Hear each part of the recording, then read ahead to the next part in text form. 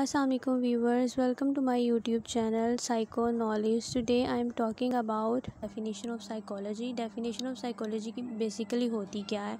Definition of psychology जो सबसे पहला सब्जेक्ट था वो फ़िलासफ़ी था। फ़िलासफ़ी से आगे जो ब्रांचेस चली हैं वो मैथमेटिक्स है, लैंग्वेज हो गई और साइकोलॉजी हो गई। मतलब ये इसके आगे ब्रांचेस हैं फ़िलासफ़ी की। फ़िलासफ़ी सबसे पहला सब्जेक्ट था। उसके बाद अगर हम इसकी और डेफिनेशन को देखें साइकोलॉजी की, तो वो कुछ इस तरह है कि हमारी साइको और लॉजी ये दो लफ्ज़ हैं जिस पे बेस करती है साइकोलॉजी की ओल्ड डेफिनेशन। सोल और स्टडी, साइकी का मतलब होता है सोल और लॉजी का मतलब है study, the study of soul और माइंड।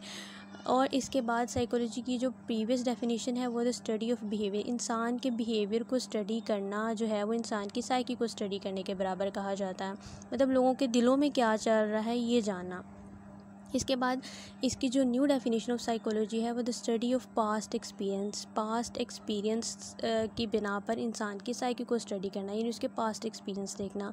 ये थी डेफिनेशन ऑफ साइकोलॉजी। लेकिन अगर आपको इसका क्वेश्चन आ जाता है, एमसीक्यूज़ आ जाता है और उसमें ये तीनों ऑप्शन मौजूद होते हैं, मतलब उसका the study of soul, study of behaviour and past experience, तो आप ऑल ऑफ अबव पे टिक करेंगे। लेकिन अगर ऑल ऑफ अबव का ऑप्शन वहाँ पे नहीं होता, the study of soul and mind जो है उसका करेक्ट आंसर है। जी, तो ये था हमारा आज का topic, the definition of psychology. अगर वीडियो आपको ज़रा सी भी पसंद आई हो तो चैनल को लाइक, सब्सक्राइब एंड शेयर करना मत भूलिएगा। अल्लाह पाक हम सबका हामी और नासिर हो। जज़ाकल्लाह खैर।